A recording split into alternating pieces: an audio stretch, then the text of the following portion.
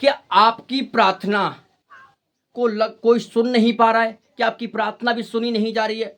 क्या अपने बाइबल के वचन पढ़े हैं और सोचो क्या ये काम कर रहा है कि नहीं कर रहा? अगर आज आपकी बाइबल को कुछ ऐसे सच्चाई बताना जा रहा हूं जो आपको आपको सच सच में बदल देगी, और यीशु मसीह कभी भी आपको निराश नहीं करेंगे। आपकी जिंदगी चाहे कितनी भी टूट चुकी हो, आपके घर में जब कितने झगड़े होते हो, आपके आंसू चाहे कितने भी बह रहे हों, पर जब आप बोलेंगे तो परिस्थितियां बदल जाएंगी, बीमारियां हट जाएंगी, बंद दरवाजे खुल जाएंगे, अंधे जो जो अंधकार है वो भाग जाएगा। आज यह संदेश ऐन तक सुनिएगा, क्योंकि यह सुनते ही यह वचन को बोलोगे तो आपकी जिंदगी बदल देगा। ये वचन इतने खास हैं, ये वचन इतने महत्वपूर्ण हैं, और जब आप इन वचनों को जोर जोर से अपने घर परिवार में बोलोगे तब आपके हालात, आपकी मुश्किलें। हमारी मिनिस्ट्री का नाम है प्रोफेटिक मिनिस्ट्री। अगर कोई हमारी मिनिस्ट्री के अंदर दान दशमांश ऑफरिंग परमिशन के कामों के लिए भेजना चाहे तो भेज सकता है। आप जो स्क्रीन के ऊपर जो नंबर आपके सामने चल रहे हैं, आप ये फोन पे जो नंबर देख रहे हैं, गूगल पे पे आप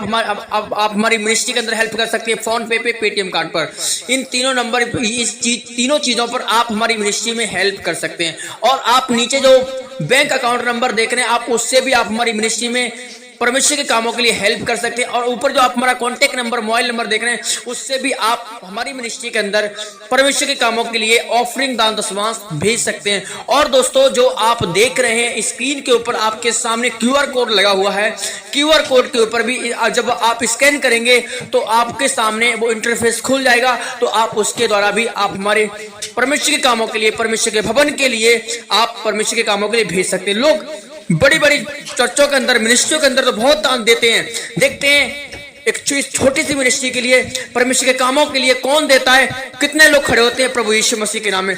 आप जरूर परमेश्वर के दान दशमांश को परमेश्वर के घर में भेजिए, प्रभु आपको बहुत आशीष देंगे। परेशानियां, आपकी सिचुएशन प्रभु यीशु मसीह के नाम में बदल जाएंगी और आपको एक नया जीवन मिलेगा। और ये कौन से वचन हैं और कौन सा जो वचन है जो परमेश्वर का पूरा जब तक ना हो जाए तब वो खाली हाथ नहीं लौटेगा। जब तक वो वचन जो परमेश्वर ने आपको दिया पूरा ना हो जाए, आपकी लाइफ में पूरा ना हो जाए, आपकी लाइफ में पूरा काम ना कर जाए, वो पीछे लौटने वालों में से नहीं है, वो पूरा काम करके जाएगा। हेलो दोस्तों, आप सभी को जय मसीह के। मैं प्रॉफिट टिंकू आपका स्वागत करता एक नई एक पावरफुल वीडियो मिलते एक नई वीडियो के साथ। ये रात की प्रार्थना प्रभावशाली प्रार्थना होगी दोस्तों। इस प्रार्थना में मैं आपको बताऊंगा बाइबल के ऐसे वचन जो कभी खाली नहीं लौटते, जिनको परमेश्वर ने बोला है वो खाली कभी हुआ नहीं है। जिसको यीशु मसीह ने कहा वचन दे देगा तो जा चंगा है तो वो चंगा है। यीशु मसीह ने कहा अंधे देखेंगे तो देखेंगे, मुर्दे जिंदा होंगे तो जिंदा हैं। जो यीशु ने कहा है वो पूरा हुआ। तो इस वीडियो में हम जानेंगे विस्तार तरीके से। सबसे पहला वचन यशायाह की पुस्तक 55 अध्याय उसका 11 वचन, क्योंकि परमेश्वर का वचन कभी व्यर्थ होकर लौटता नहीं है। इस वीडियो में हम जानेंगे। लिखा, वैसे ही मेरा वचन भी जो मेरे मुंह से निकलता है वह व्यर्थ हो करके मेरे पास नहीं लौटेगा। यह लिखा है कि जो वचन मेरे मुंह से निकला है, जो वचन मैंने बाइबल में लिखा है, बाइबल जो वचन मेरे मुंह से निकला है वो कभी खाली होकर के नहीं लौटेगा। बाइबल दे, वो वचन कभी खाली होकर नहीं लौटेगा, क्योंकि जो वचन यीशु मसीह ने एक बार कह दिया है और बोल दिया और लिख दिया है, वो वचन कभी भी खाली होकर के नहीं लौटेगा। ये पवित्र शास्त्र बाइबल है, ठीक है।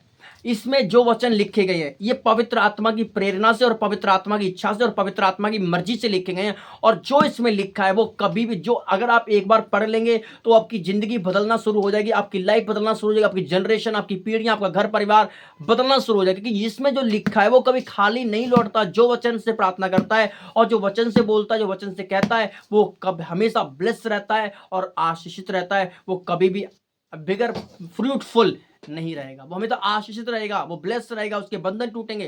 क्योंकि जो इसमें लिखा है वो 100% राइट है, 100% पक्का है। वचन में लिखा है कि परमेश्वर का वचन कभी व्यर्थ होकर नहीं लौटता है, वो काम पूरा करके आता है। अगर आप वचन से बोल रहे हैं, अगर पढ़ रहे हैं, तो आपकी लाइफ को बदलेगा, वो पीछे नहीं लौटेगा। परंतु जो मेरी इच्छा पर चलता है वह उसको करेगा। जो मेरी इच्छा पर चलता, अगर आप परमेश्वर के वचन को समझते हैं तो परमेश्वर का वचन आपके जीवन में पूरा होगा, वो खाली नहीं लौटेगा। अगर तुम उसकी इच्छा को मानते हो, उसकी इच्छा को पूरा करते हो, उसकी मर्जी को पूरा, तो वो वचन आपकी लाइफ में खाली नहीं लौटेगा, वो पूरा काम पूरा करके आएगा। समझिएगा, परमेश्वर का वचन साक्षम वो सुरक्षा के साथ लेकर के निकलता है और आपको पूरा भी करता है। वो वचन को पूरा करता है, वो वचन को व्यर्थ नहीं हो जाने देता, जो वचन उसको मुँह से निकल गया है। यूहन्ना सुसमाचार, यीशु का वचन जीवन है। आदि में वचन था और वचन परमेश्वर के साथ था और वचन ही परमेश्वर था। मतलब वचन कौन है? वचन परमेश्वर है। तो जो वचन कहा गया है वो वचन पूरा होगा, वो खाली नहीं लौटेगा। वो अपना, अगर आप बाइबल को पढ़ते हैं, वचन को पढ़ते, तो वचन में ही परमेश्वर है। आदि में वचन था, वचन परमेश्वर के साथ और वचन ही परमेश्वर है, और वचन ही देह धारण होकर आया था। मतलब वचन के अंदर ही जीसस है, वचन के अंदर ही परमेश्वर। तो आपको वचन को समझना पड़ेगा, वचन क्या है, बाइबल क्या है, प्रभु यीशु मसीह क्या है। जब आप इन सब चीजों को समझोगे तो वो आपको ऑटोमेटिक ब्लेस करना शुरू कर देगा, वो आपके जीवन में काम करना शुरू कर देगा, आपकी लाइफ में काम करना शुरू कर देगा। जब आप वचन को नहीं समझोगे, वचन को महत्वपूर्ण नहीं समझो, तो आपकी लाइफ में कैसे काम करेगा। वचन कहता है कि परमेश्वर ने वचन से ज्यादा, अपने से ज्यादा अपने वचन को महत्व दिया, अपने नाम से ज्यादा वचन की रिस्पेक्ट की प्रभु यीशु मसीह ने। आगे पढ़ते हैं, क्योंकि वचन दोधारी तलवार है, वचन देह को धारण करके आया था। वचन केवल बोलता नहीं है, वचन स्वयं जीवित वचन है। वचन केवल बोलता नहीं है, वो वचन जीवित है, वचन प्रभावशाली है, वचन पूरा काम करता है अपना। आगे बढ़ते हैं। यीशु मसीह ने जब आपको पता है कि यीशु मसीह नाम में जा रहे थे ग्रीष्मियों के देश में, तो वहां पे सिर्फ यीशु मसीह ने बोला था, वचन को रिलीज किया, और आंधी और तूफान शांत हो गया। यीशु मसीह ने कहा, हे सुअरों के, एक व्यक्ति था जिसमें दुष्ट आत्मा काम कर रही थी ग्रीष्मियों के देश में, वहां पे जो जिसमें दुष्ट आत्मा थी, उसमें सिर्फ बोला प्रभु ने, और वो दुष्ट आत्मा निकल के सुअरों के झुंड में जा बढ़ी। सिर्फ बोला और बोलने से काम हुआ वहां पे। यहाँ पे लिखा मरकुस की अंजील 4 अध्याय उसके 39 वचन, उसने उठा करके हवा को डांटा और समंदर को कहा कि थम जा, और वो हवा थम गई। उसने उठ करके वचन से कहा, इसमें लिखा है और मैं तुझे डांटता हूं और मैं तुझे बोलता हूं, और थम जा यीशु के नाम में, और वो थम गई। उसने किसको माना? इसको, बाइबल को। और इस बाइबल में ये लिखा गया, तो वो थम गई उसी समय। उसकी आज्ञा मानते, उसकी बात को मानते, वो हवा थम गई, वो हवा बिल्कुल खत्म हो गई। अगर आपके जीवन में भी हवा चल रही, कोई थम नहीं रही है, समंदर है, लड़ाई झगड़े पर परेशानी चिंता क्लेश है, तो इस वचन को उठाएं और पढ़ें, आपके जीवन में शांति आएगी। आगे मत्ती सुसमाचार 8 अध्याय उसके 8 में क्या लिखा है, केवल वचन कहा दिया जाए तो मेरा सेवक चंगा हो जाएगा। अब यह किसकी बात हो रही है? यहाँ पे सूबेदार की बात हो रही है। सूबेदार था, उसका नौकर था, वो बीमार था। उसने भी कहा कि प्रभु वचन बोल दे तो मेरा नौकर चंगा हो जाएगा। क्या बोल दे? वचन। बस अपने, मैं जानता हूं कि तूने बड़े बड़े लोगों को चंगा किया है, मुर्दों को जिंदा किया है, लंगड़ों को चलाया, अंधों को दिखाया, प्रभु कोढ़ियों को शुद्ध किया है, बस कह दे। तूने जकई जैसे लोगों का उद्धार कर दिया, मती चुंगी लेने वाले को तूने अपने पीछे बुलवा लिया, मरकुस यूहन्ना जैसे लोगों को, मछुआरों को तूने एक ऐसा इंसान बना दिया कि जो उनके हाथ से चमत्कार होता है। बस बोल दे वचन, केवल वचन कह दे, मेरा सेवक चंगा हो जाएगा। सिर्फ विश्वास और उसी समय चंगाई। आज आपको ये बोलना है कि बस कह दे तो मेरी लाइफ में हो चुका है। अगर आप किसी परमेश्वर के सेवक के पास जा रहे हैं, अगर कोई आपका आत्मिक लीडर है, आपका स्पिरिचुअल फादर है, आप उसको ये बोले, बस आप मुझे बोल दीजिए, आप वचन दे दीजिए, मुझे एक प्रोफेटिक वर्ड दे दो, मेरी लाइफ में वैसा हो जाएगा। मेरा ये ईमान है। उधर उसका बोलना और उधर आपका विश्वास का धड़ाक सीधे एक ही बार में काम होगा। जब उसका बोलना और आपका विश्वास जब मैच करेगा ना, तो उसी समय इमीडिएटली काम होगा, कोई रोक नहीं सकता। ठीक है ना? आगे पढ़ते हैं। यूहन्ना सुसमाचार की किताब उसका 11 अध्याय उसका 43। हे लाजर निकला। यहां पर भी यीशु मसीह ने कोई प्रेयर नहीं की थी, सिर्फ वचन को रिलीज किया था। 4 दिन का मरा हुआ लाजर, इजराइली यरूशलेम के लोग कुड़कुड़ा रहे थे, कह रहे थे कि ये जिंदा नहीं कर पाए थे। लाजर तो इसका इतना खास मित्र था, खास दोस्त था, फिर भी इसको जिंदा नहीं कर पाया। लोग यीशु को बोल रहे थे, ताने मार रहे थे, पर बाइबल कहती यीशु रोया। तो लोगों ने कहा कि देखो वो रो रहा है, कितना प्यार करता है उससे, वो इतना प्यार करता है तभी तो वो रो रहा है। आज मैं आपसे बताना चाहता हूं, इस बाइबल कहती है यीशु लाजर की मृत्यु पर रोए थे, लाजर की कब्र पर रोए थे, पर मार्था बोल रही थी, हे प्रभु अगर तू यहाँ होता तो मेरा भाई लाजर नहीं मरता, ऐसा नहीं होता, वैसा नहीं होता। फिर आगे बोल रही है कि उसको 4 दिन मरे हुए हो चुके हैं, अब तो उसको दुर्गंध आ रही है। एक तरफ विश्वास कर रही है और एक तरफ अविश्वास कर रही है। तो यीशु मसीह ने डांटा कि हे मार्था, क्या मैंने तुझे नहीं बोला था, अगर तू विश्वास करेगी तो परमेश्वर की महिमा को देखेगी। एक तरफ ये बोलती है कि हे प्रभु अगर तू यहाँ होता तो मेरा भाई लाजर नहीं मरता, और एक तरफ बोल रही है कि यीशु मसीह ने इसको बोला कि दिखा मुझे वो कहाँ है, कौन सी कब्र है। जब यीशु मसीह वहां कब्र पर गए तो कह रही है, प्रभु इसमें तो दुर्गंध आ रही होगी। आज का विश्वासी का यही रगड़ा है, एक तरफ विश्वास करता, हाँ चंगा हो गया हूं, फिर आगे जाकर के अविश्वास करना शुरू कर देता है।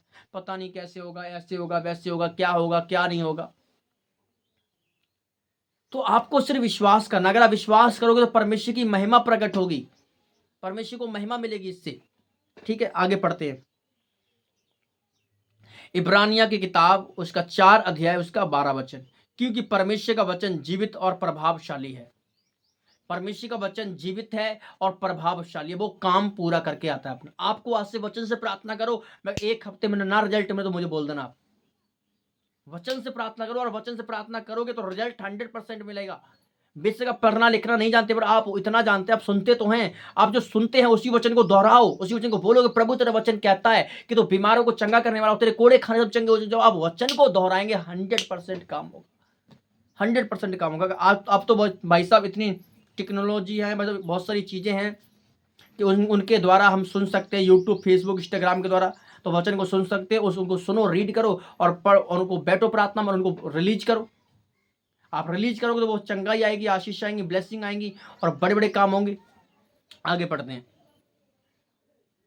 रोमिया की किताब 10 अध्याय के 17 में क्या लिखा है, विश्वास सुनने से और सुनना मसीह के वचन से होता है। यहाँ पे लिखा है कि विश्वास सुनने से आता है और सुनना मसीह के वचन के द्वारा होता है। विश्वास कहाँ से आता है? सुनोगे, सुनो भाई साहब वचन को। आप वचन को सुनोगे नहीं तो विश्वास कहाँ से आपका बढ़ेगा? सदियों हो जाती हैं, बाइबल नहीं पकड़ते, सदियों हो जाती, बाइबल है पर बाइबल को अच्छी तरह से सजा करके अंदर रखते हैं। यहाँ पे लिखा है कि विश्वास सुनने से, सुनना मसीह के वचन से आता है। सुनना मसीह के कहाँ से? वचन से है। आप वचन को पढ़ोगे, सुनोगे तो आपका विश्वास बढ़ेगा, आपका विश्वास दुगना बढ़ेगा। आप वचन नहीं पढ़ते तो आपका विश्वास क्या रह जाएगा? आप विश्वास ही बन जाओगे, फिर दुष्ट आत्माएं काम करेंगी, बड़े बड़े काम, दिक्कत तो आपकी लाइफ में आएगी। दुष्ट आत्माएं आपकी फैमिली में काम करना शुरू कर देंगी। तो वचन आपके लिए बड़ा महत्वपूर्ण है। तो वचन को अंदर रखना, और वचन ही जीवन है, वचन ही मार्ग है, वचन ही सत्य है, और वचन को अपने जीवन में एंड में आपको प्रार्थना करना है।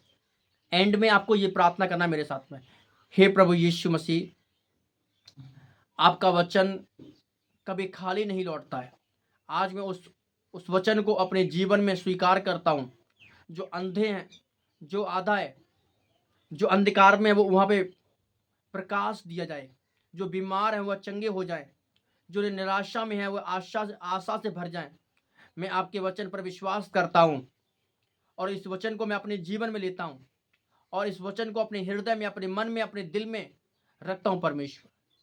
और इस वचन पर, जो वचन आपने कहे हैं, मैं इन पर विश्वास करता हूँ, क्योंकि आपका वचन प्रभावशाली और शक्तिशाली और जीवित है, और वचन दोधारी तलवार है, ये कभी खाली नहीं लौटता। ये सत्य है जो आपने बोला है परमेश्वर। मैं इस वचन को अपने मन में, अपने दिल में रखता हूँ, और प्रभु इसको स्वीकार करता हूँ मैं यीशु मसीह नासरी के नाम में, आमीन। ये वचन प्रभावशाली, इस वचन को अपने मन में, अपने दिल में रखें। प्रभु यीशु मसीह आपको बहुत आशीष दे। सभी को जय मसीह की।